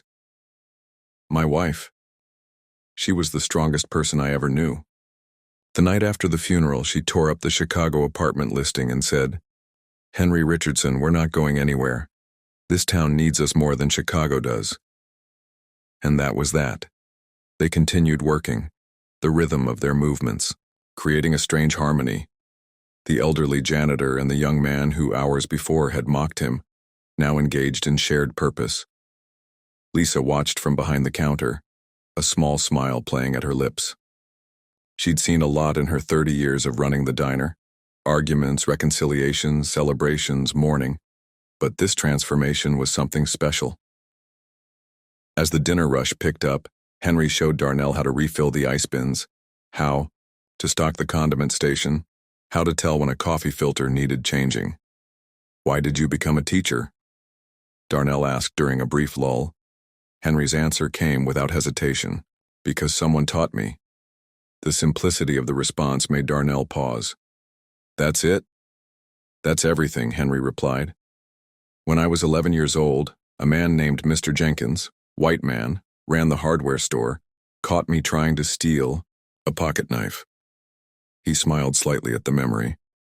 "Instead of calling the police, he sat me down in his office and asked why I wanted that knife so badly." Henry wiped his hands on a towel as he continued. "I told him my daddy had promised to teach me whittling, but then he got sick and died before he could. Mr. Jenkins listened, then made me a deal. I'd work at his store every Saturday for a month, and at the end, he'd give me the knife and teach me whittling himself." "Did he?" Darnell asked. Henry reached into his pocket and pulled out a worn pocket knife, its wooden handle smooth with age. 67 years later, I still have it. And he did more than teach me whittling. He taught me to read better, helped me with my arithmetic, even loaned me books from his personal library." He turned the knife over in his palm before returning it to his pocket. "That man changed the direction of my life with a single decision: to teach rather than punish. I became a teacher because I wanted to pass on that gift, to create those same turning points for others." Darnell absorbed this, thinking about the turning points in his own life, and wondering if today might prove to be one of them. By 6 o'clock, Darnell had begun to understand why Henry found satisfaction in this work. There was something meditative about the simple tasks, something rewarding about creating order and cleanliness, about being part of the diner's rhythm. He found himself noticing things he'd never paid attention to before. The grateful smile of an elderly woman when he refilled her water without being asked. The relief on a harried mother's face when he quickly cleaned up her toddler's spilled milk. The nod of approval from the cook when he delivered a stack of plates to the kitchen without dropping any. Small moments, invisible work. But work that mattered. "Time for me to head out," Henry said eventually, untying his apron. "My shift ended 30 minutes ago." "Oh, I'm sorry for keeping you." Darnell said, suddenly aware of how absorbed he'd become in the work and conversation. No need to apologize, Henry replied. Good conversation makes the time pass pleasantly. He hung his apron on a hook near the back door, then reached for a worn leather jacket. You said you were picking up your mother? Yes, sir. At 6:30.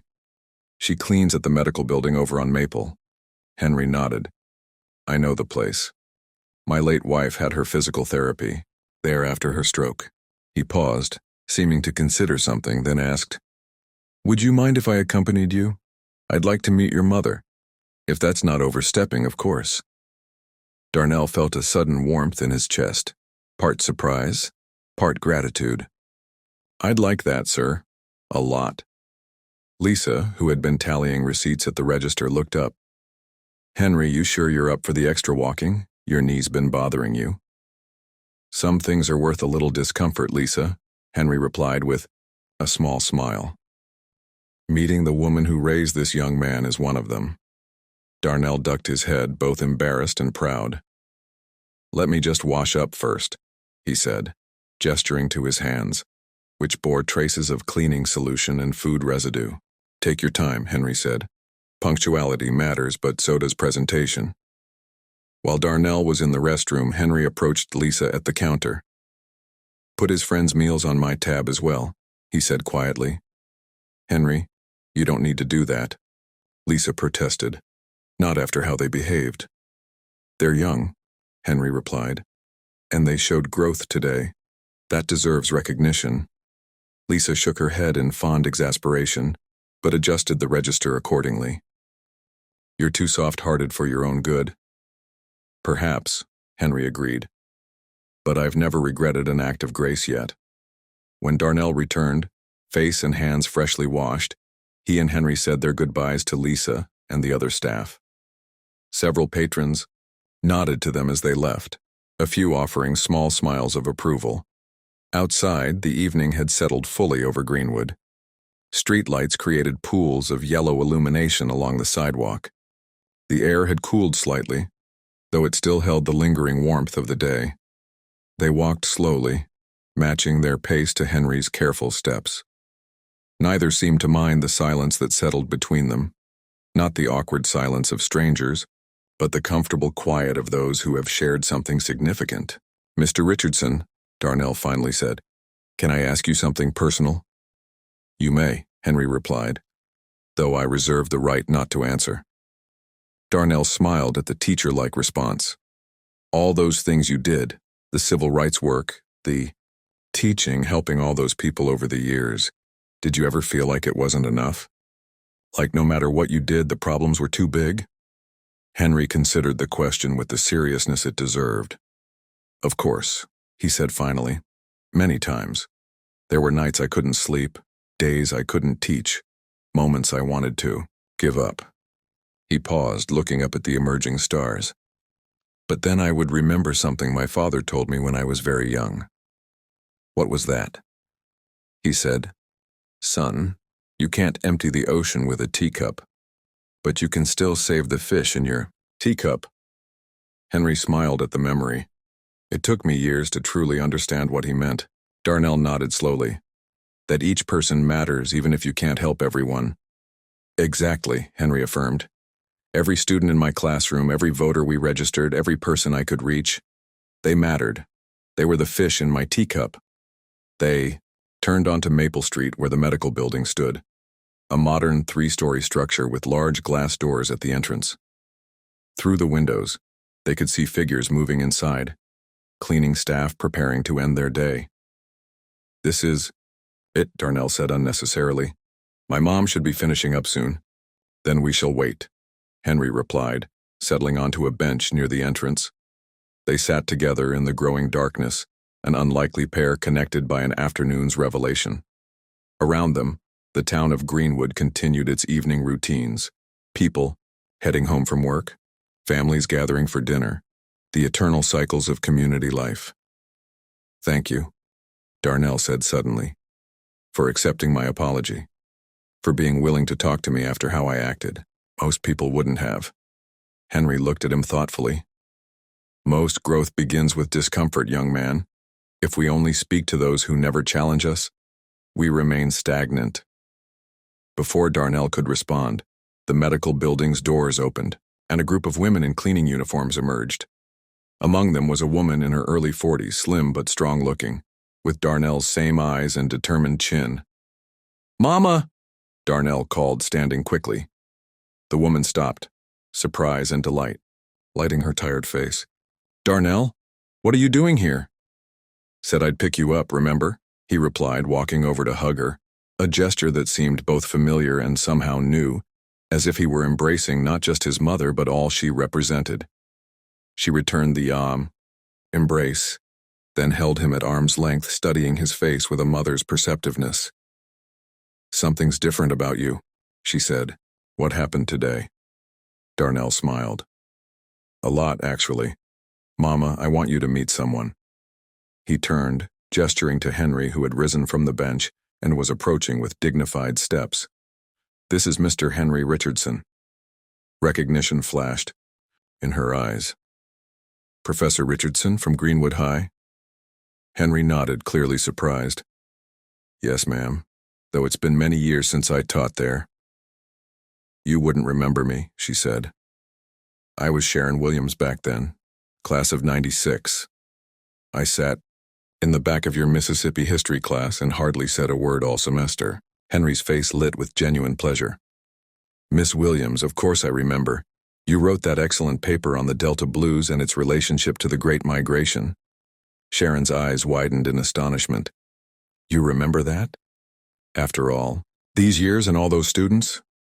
"A good teacher never forgets a good student," Henry replied simply. Darnell looked between them in amazement. "Mama, you never told me you had Mr. Richardson as a teacher."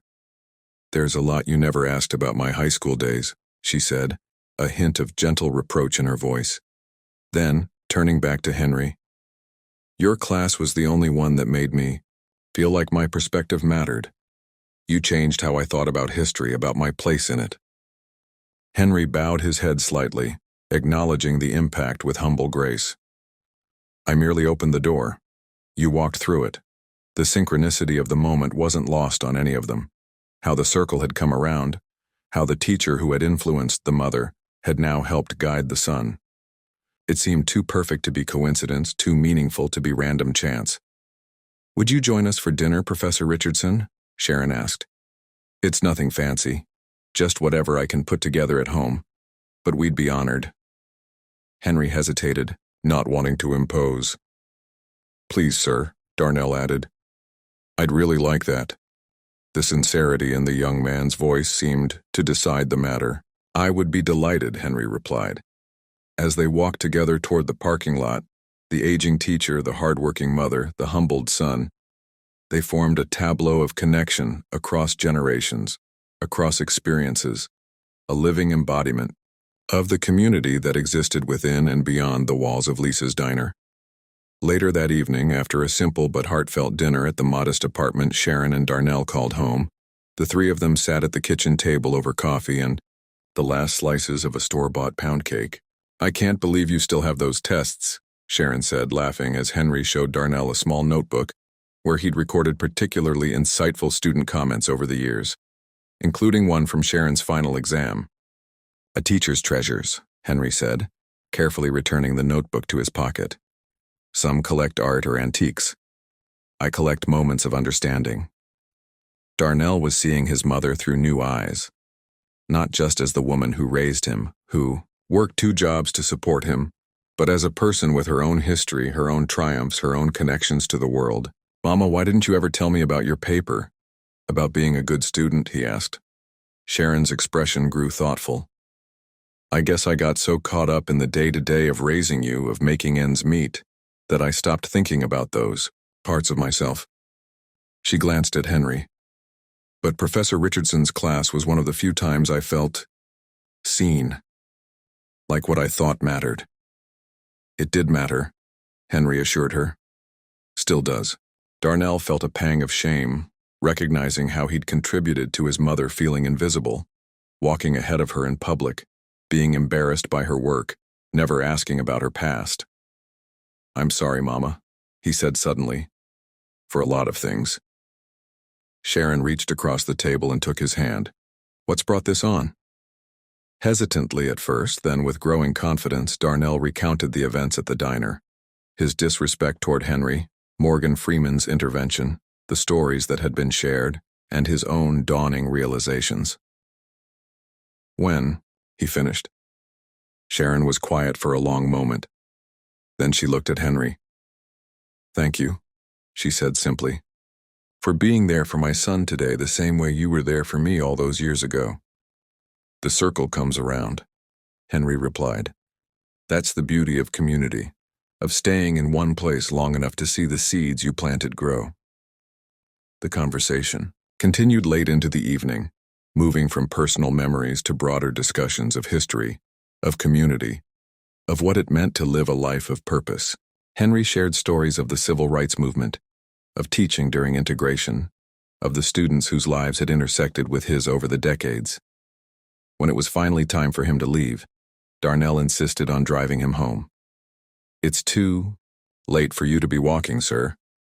I've walked these streets for nearly 8 decades, young man, Henry replied with gentle amusement. But I accept your offer with gratitude. Sharon hugged Henry goodbye, pressing a container of leftovers into his hands despite his protests. For lunch tomorrow, she insisted. And please come back any time. Our door is always open to you. During the short drive to Henry's modest home, a small, well-maintained bungalow with a garden visible even in the darkness, Darnell gathered his courage to ask one more question. Mr. Richardson, he said as he pulled up to the curb, would you be willing to talk with me sometimes? Not just about history and stuff, but about everything else? In the dim light of the car, he could see Henry's expression soften. I would consider it a privilege, Darnell, a privilege and a pleasure. They shook hands again, this second handshake as meaningful as the first, not an apology now, but a commitment, a connection that promised to continue beyond this single day. Darnell drove home. He found himself thinking about ripples in a pond, how one action could spread outward in ways impossible to predict. Morgan Freeman stopping at a small diner in Mississippi, a young man mocking an elderly janitor, a moment of intervention that could have been ignored but wasn't, and now, a new possibility, a relationship that might never have existed, a source of wisdom he might never have valued, had this day gone differently. The next morning, Darnell arrived at Lisa's diner before his morning class. Henry looked up in surprise from where he was arranging napkin dispensers. Good morning, sir, Darnell said. I was wondering if I could talk to Lisa about maybe picking up some weekend shifts, if she's hiring, I mean. Henry's smile said everything that needed saying. And somewhere on the highway heading south, Morgan Freeman drove under the Mississippi sun, unaware of the continuing ripples of his brief intervention. He hadn't planned to stop in Greenwood the day before, hadn't expected to become part of a young man's journey toward understanding. But sometimes the most meaningful moments were the unplanned ones, the chances to share wisdom, to stand for respect, to remind others of the dignity inherent in every human being. That, he thought as the Mississippi landscape rolled past his window, was the most important work any of us could do, to see each other, truly see each other. Not just the surface, not just the job or the age or the appearance, but the full humanity that existed within. As the miles rolled beneath his wheels, he found himself thinking of a line from one of his favorite roles. How do we change the world? One random act of kindness at a time. Today had been one such act. Small in the grand scheme of things perhaps, but monumental in the life of Darnell Parker. And who knew how many others his transformation might touch in turn? The thread of wisdom, once grasped, tended to weave itself onward in unexpected ways. And in a world that often seemed bent on division, such connections were nothing short of miraculous. Morgan turned on the radio, letting the blues drift through his car as Mississippi rolled past his windows. Tomorrow would bring new opportunities, new chances to either speak or remain silent, to either intervene or look away.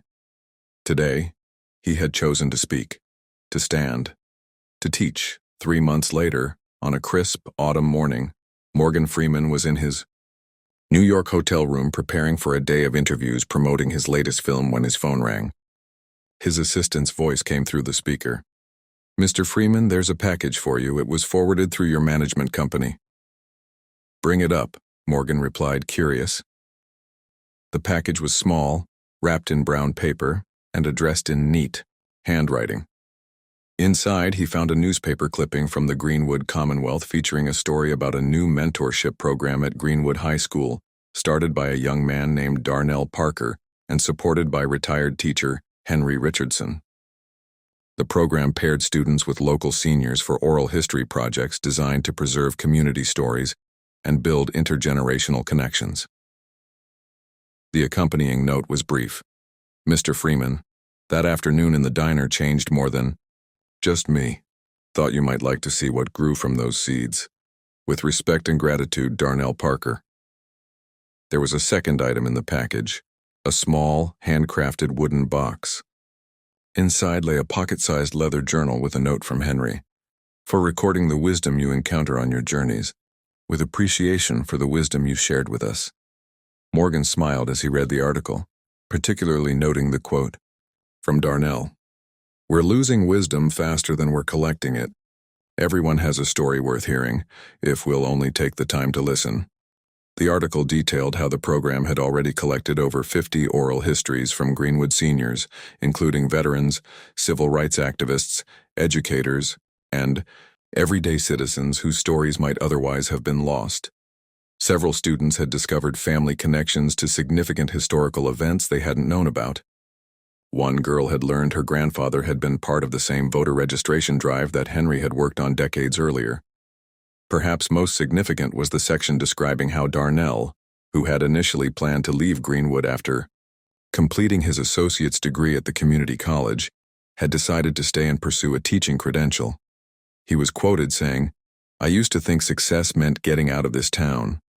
Now I understand that sometimes the most important work is staying and making things better where you are." Morgan carefully placed the article and the journal in his travel bag. He would write a response later, when he had time to find the right words. 6 months after that, Morgan Freeman found himself driving through Mississippi again. It hadn't been his intention to stop in Greenwood. He was on a tight schedule, with meetings waiting in New Orleans. But as he approached the familiar exit, something pulled at him. A curiosity about what had become of the unlikely connection he'd witnessed that day. Lisa's diner looked much the same as he remembered it. Perhaps a fresh coat of paint on the trim, a new sign above the door, but still the same unpretentious small-town establishment. It was mid-afternoon, the lunch rush over, and the dinner crowd not yet arrived. Lisa herself was behind the counter, looking up when the bell above the door announced his entrance. Recognition and welcome spread across her face. "Well, I'll be," she said. "Look what the wind blew in."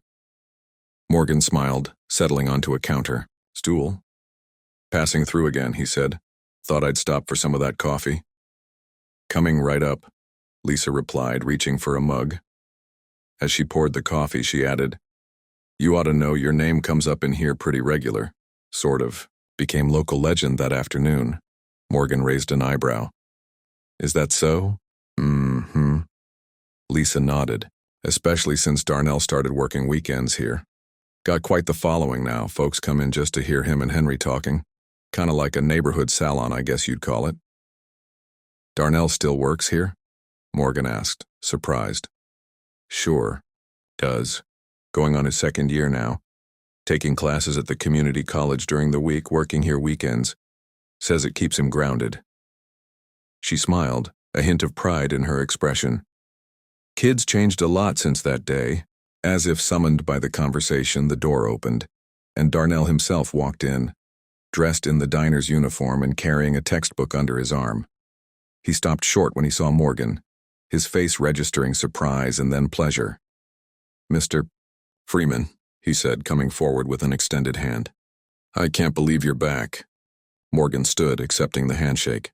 The young man before him bore little resemblance to the arrogant youth he'd encountered on his previous visit. This Darnell stood straighter, made eye contact, carried himself with a quiet confidence that had nothing to do with posturing. "I got your package," Morgan said. "Impressive work you're doing." Darnell ducked his head slightly, the hint of a blush on his cheeks. "It's all because of what happened that day. What you said, it changed everything for me."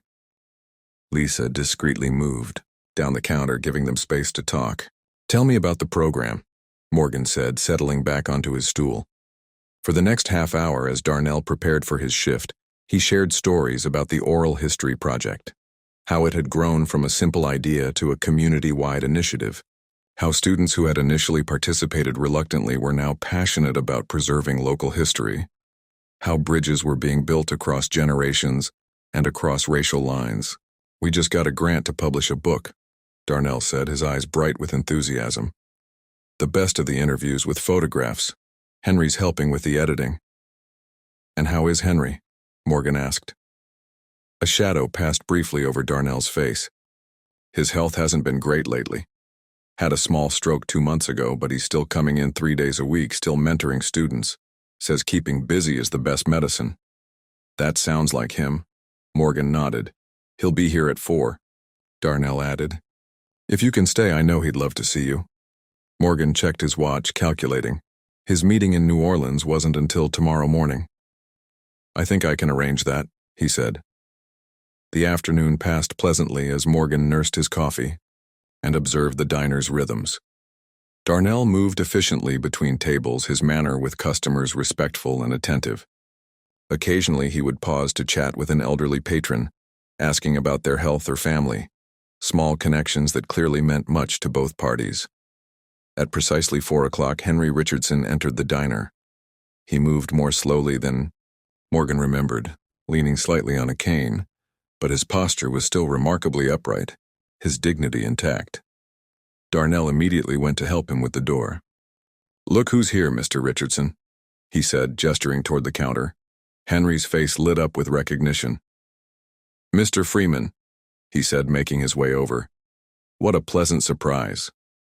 The two men shook hands, a current of mutual respect passing between them.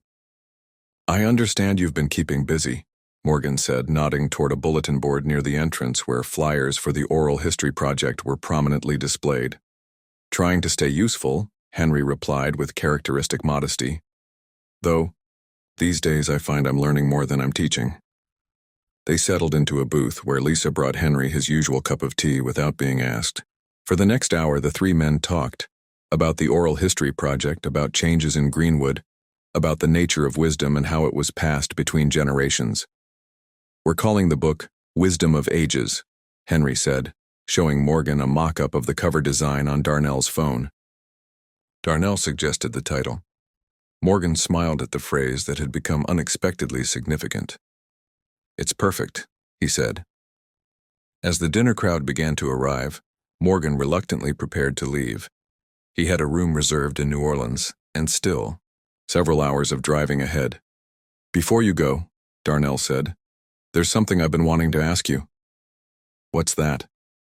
"The oral history book. Would you consider writing a foreword for it? Just a paragraph or two about the importance of intergenerational wisdom, that kind of thing. Having your name attached would mean a lot, help us reach more people." Morgan considered the request. His schedule was packed for the next several months. His agent would advise against taking on yet another commitment, especially one without a significant publicity benefit. But looking at Darnell and Henry, at what they had built together, at how a single afternoon's conversation had blossomed into something that was changing their community, the decision was easy. "I'd be honored," he said. The gratitude in their eyes was all the payment he needed. As he drove away from Greenwood that evening, the setting sun painting the sky in spectacular shades of orange and purple, Morgan reflected on the strange poetry of life, how a random stop at a diner had created connections that continued to deepen and spread, how wisdom shared freely had returned to him multiplied. 6 months later, Morgan received a package containing 10 copies of Wisdom of Ages oral histories from Greenwood, Mississippi. His foreword appeared on the first page, beside a photograph of Henry Richardson and Darnell Parker sitting on a bench outside Lisa's diner. The book would never become a bestseller.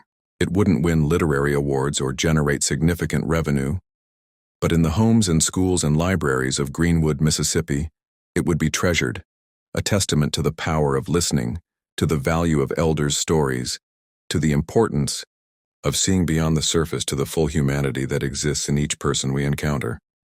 And in Morgan Freeman's library, one copy would occupy a special place, a reminder that sometimes the most meaningful actions are the unplanned ones, the moments when we choose to speak rather than remain silent, to engage rather than look away, to hold up a mirror so others might truly see themselves.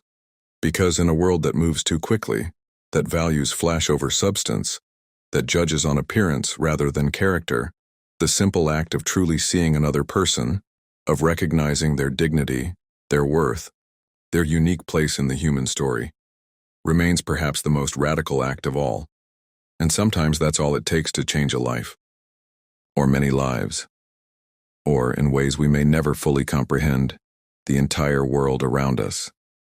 One conversation, one recognition, one moment of wisdom at a time. Up next, we have 2 more incredible stories that are waiting for you. Just click the image you want to watch and it will take you there. If you enjoyed this video, make sure to subscribe. It would mean a lot.